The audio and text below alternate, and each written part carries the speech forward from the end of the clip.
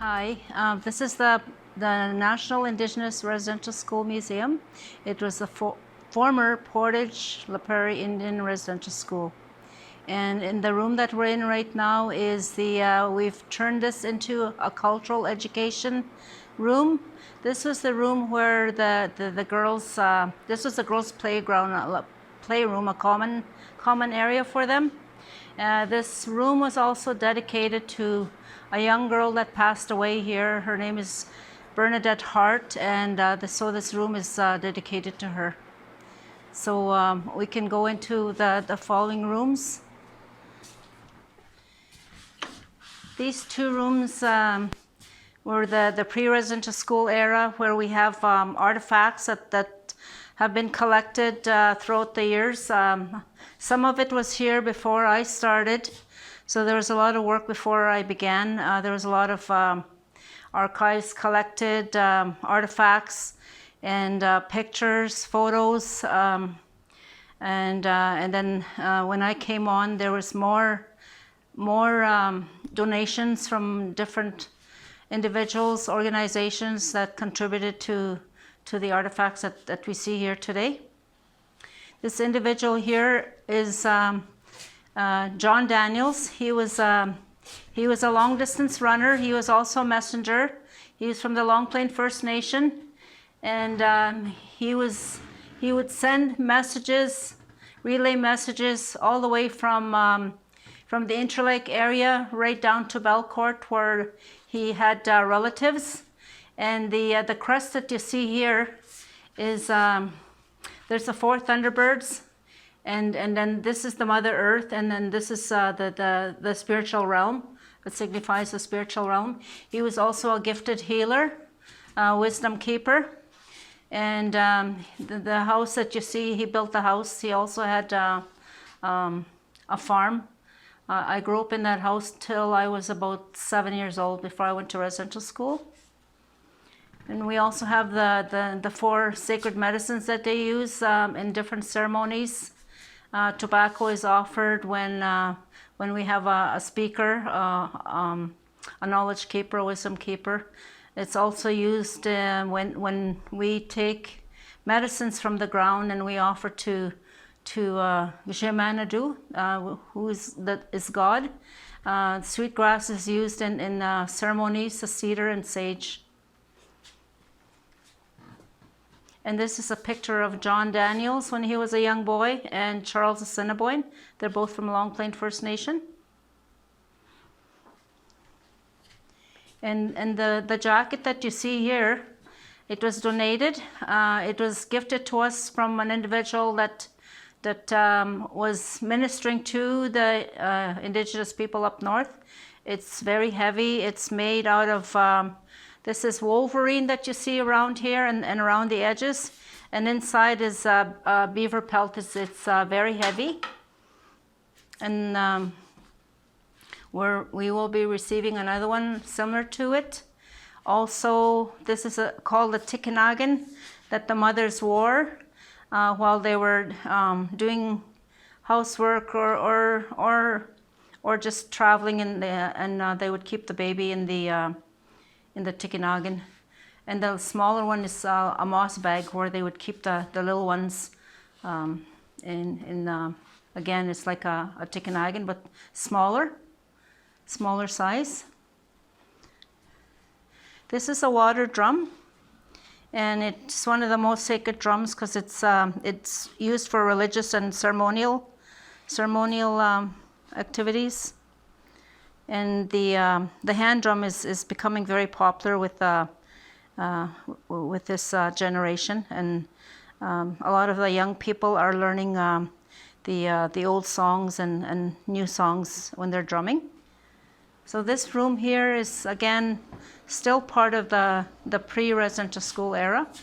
And we've collected pictures over the years as well, too, of just individuals, either from Long Plain, First Nation, surrounding areas.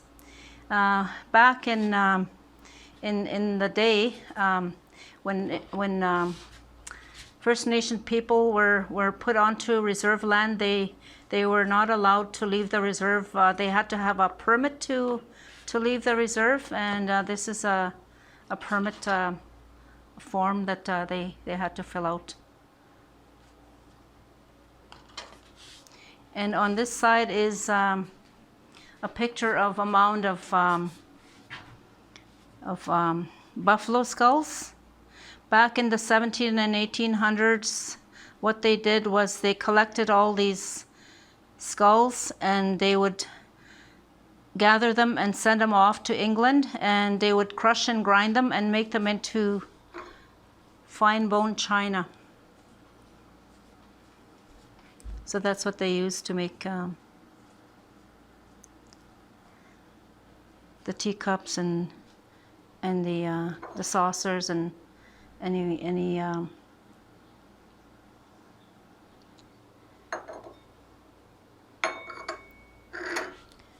and this was back in the day again when they did trading. This is made from a Hudson Bay blanket, and it's all handmade. Again, that was donated.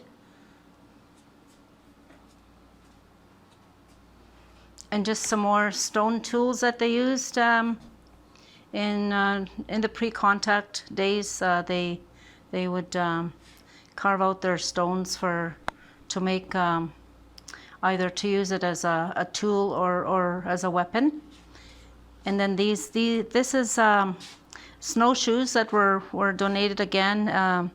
I watched my father make these when I was younger. He would dip the sinew into hot water, and he would stretch it and make it into a pattern for the snowshoes. This is it's not hand. Some of it is handmade, but a lot of it is hand sewn.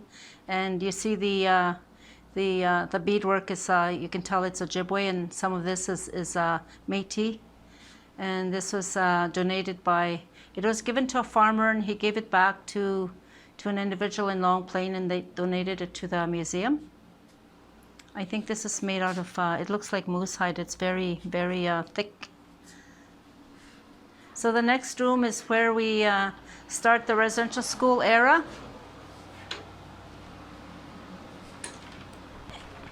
So when they first enter the residential school, they get off the bus. They take them into the room. What they do is they cut their hair, and the children are.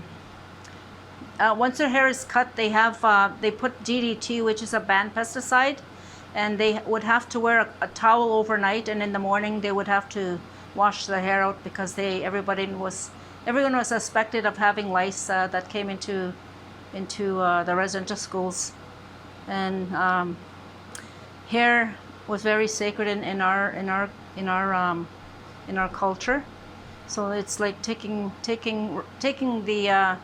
the Indian out of the taking the Indianness out of the child. So this picture up here is Kamloops children that are being trucked into the residential school, and most of the stuff that we had to do, we had to line up. So they're probably getting their teeth checked. In this room here, these are replicas of straps. I think each school had different types of straps. These were different sizes for different age groups.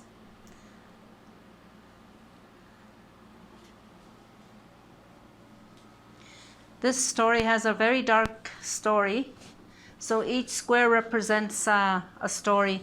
So the first square represents where the dorms where the children slept, and then the fences are what kept them in. You weren't allowed to go past the fence.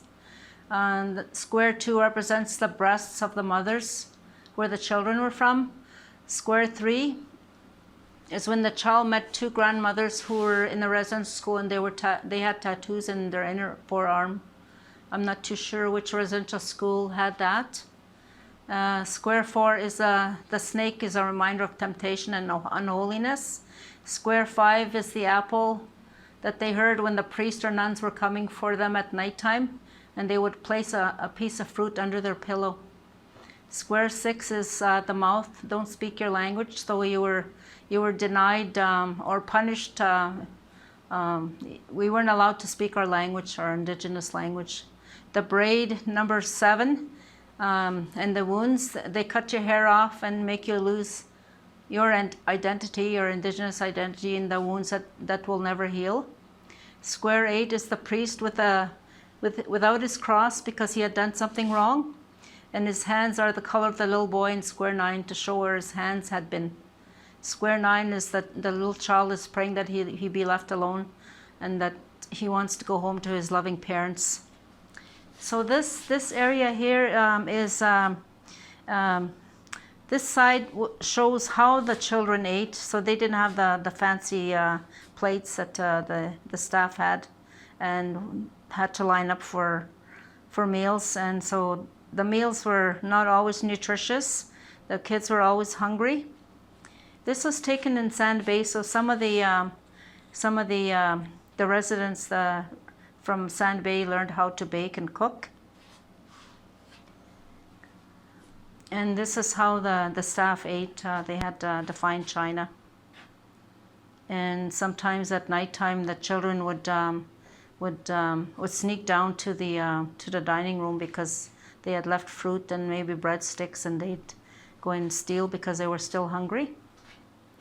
In this last room is a bed that was retrieved from Birtle Residential School, and some of the residential schools had this type of bed, as you can see in this picture, and some of them had bunk beds. The schools that I went to, Sandy Bay had the beds like this, and Brandon had bunk beds like this. Birtle had bunk beds. So those are the 3 resident schools that I attended. At the end of the year in Sandy Bay, you were given a little bag similar to this, and they would give you maybe 2 sets of clothing, and the shoes you came to school in, and the pair that you had at school. So this is the bag that you went home with. And most of the schools had they had uniforms. So you would have a uniform for school. You probably had an outfit for church, and 2 sets of play clothes all year long. So we'll go into another area.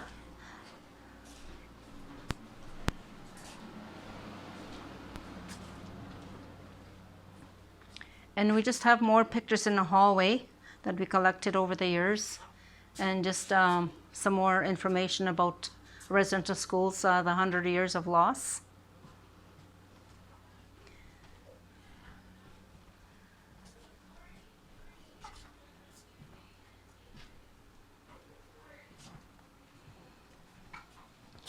So this room is dedicated to the children that never came home.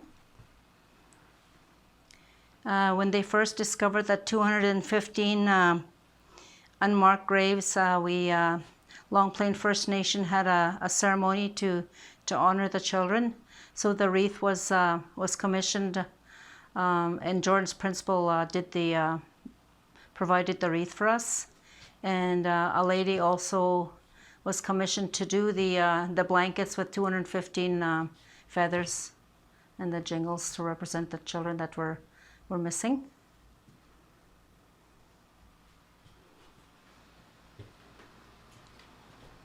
This room is probably a better story of the residential schools. They went to different towns and cities across Canada, and they also went as far as Texas, California, and sang. They had a glee club. Jack Harris was the administrator back then, and he was very sports minded. So he he had the students participate in sports in the community, as well as they started off a glee club. I didn't go to this particular school, but I joined the glee club. I was already living in a private home, and I was there from grade 10 to 12 in Portage la Prairie, and lived with the family. So I had the opportunity to attend, and a lot of these kids were from up north, and Sioux Valley, and Long Plain, and I'm in this picture here. This is,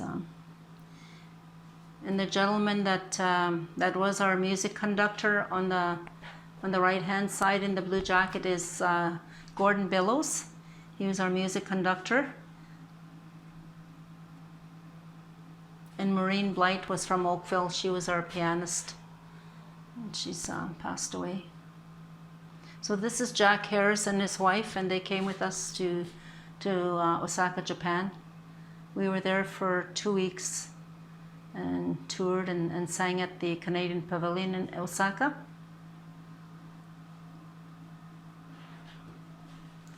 They also have a record, and this is the record that they produced. And there was also another record. We sang at the Centennial Concert Hall, and when Pierre Elliott Trudeau was the Prime Minister, and we had, I think it was 1970, I'm not too sure what year, but the Queen came, and we were able to see her when we came back from our trip, and this was in Portage. So last year we got some of the glee club together, and Mr. Gordon Billows he was my science teacher, and this is his wife Paula. They came out and we practiced and sang at the last September 30th Orange Shirt Day. So we got a few of us together and sang. So he donated this. He put this together. He also put together the other display that we have. So this last part of the school, this is still doing a lot of work and making more additions. This is a trip to Rome. Linda Daniels, Elder Linda Daniels, and I went with a group as well as Phil Fontaine, and gifted the Pope with a I'm not sure, some kind of a robe. So she donated her story about her trip to Rome.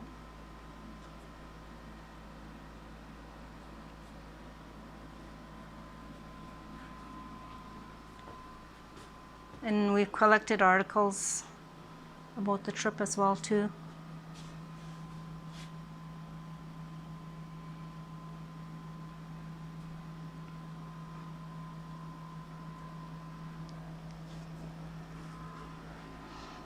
And today we have Kirsten Lindblom helping out and with her students, and this is her grandfather that was the principal here in I think it was 1957,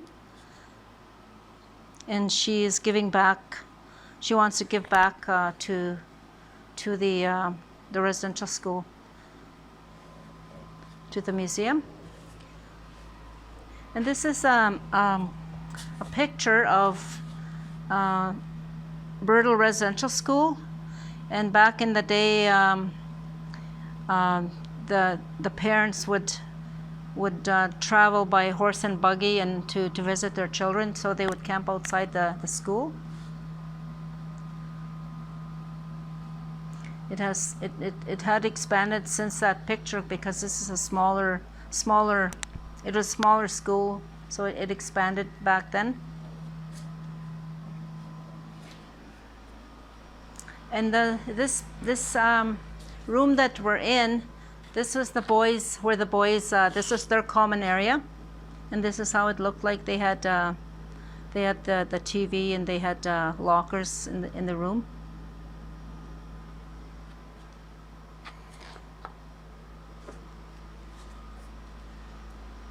And this is a very sad story about an intergenerational survivor and how he had seen things and trying to understand, and how he has forgiven his parents and his grandparents who had attended residential school.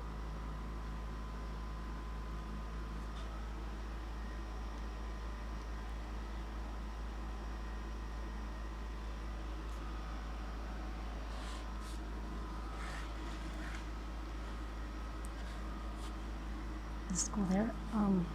This is a picture of hockey players from this school. There's a lot of good hockey players that came out of the residential schools, and they competed in sports throughout the years, and majority of these were from Long Plain and Swan Lake.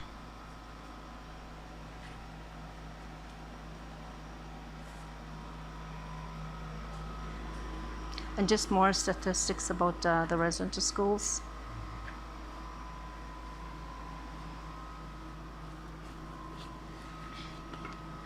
This was a picture that was drawn by one of the residential school survivors that attended this school, and it's a very dark picture.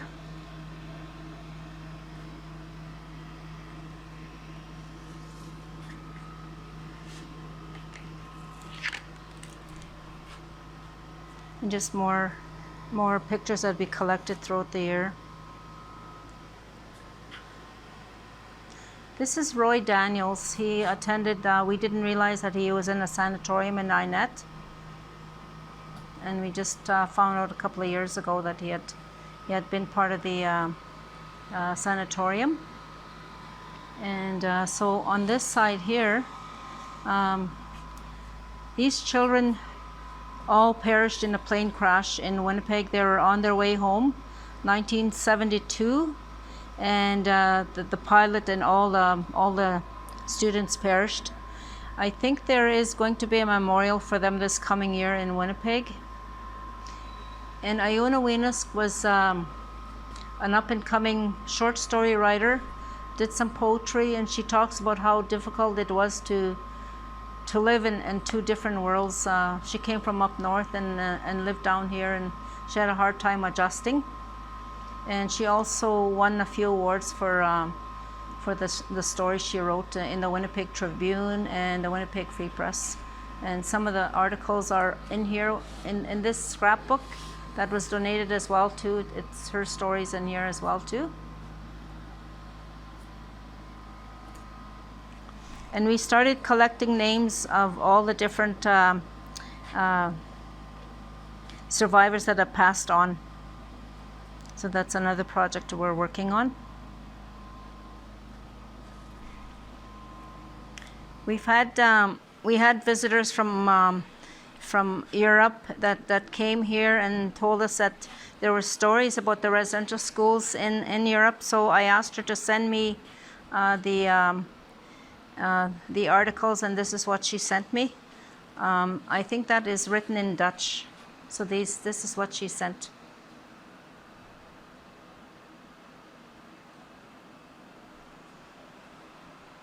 So most of the work is still in progress here, and hopefully by next year or in 2 years' time, we'll have a post-residential school room where we'll be sharing panels on the 60 Scoop, the 94 Calls to Action,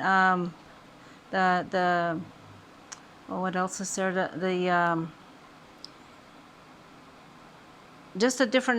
All the different events that have occurred since residential schools closed. So we'll go into one more room. So this room is represents the culture that we're taking back. So the dance back in the day, post-residential school, they went underground and they couldn't practice their ceremonies, their powwows. So now this generation is now reviving the culture. they're so proud of who they are, and now they display it through their dance, the cultural workshops. They're learning about their culture, they're learning about their language. So it's coming slowly coming back.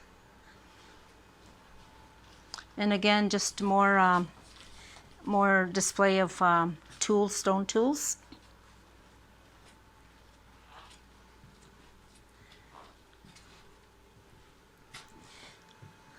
These are called healing shoes. Genevieve Levasseur donated these to the museum, and she put this together. She has collected mud from the different residential schools. So she collected mud from the Birtle Residential School and made these healing shoes. She also collected mud from the Assiniboine Residential School. And then these ones are from the Portage area. So the mud is different in each area, so you could see the difference. So we have yet to do Brandon, and we're going to be doing a project with her in the fall to do with the healing shoes at the French Cultural Center in Winnipeg. So we have a lot of partnerships. Building a lot of partnerships and just doing different projects with different organizations. We've got Travel Manitoba that we've worked with, Parks Canada, University of Manitoba, and now we have University of Wisconsin. We have different projects happening, and we'll be working on having a strategic plan. This year we're working on that as well too. So there's lots of work that's happening. So the last room here is a room of reflection, and we put this room in here so that, because for some it's a very difficult tour. The truth has to be told, and sometimes it's very difficult for people to process it. So we created this room where they can come and debrief and just reflect and not take anything home and to leave it here. And we're hoping down the road that we can have an in-house counselor, a therapist on hand. We're also collecting different art from individuals, and so this room will be a room of comfort. So this would be the end to the tour.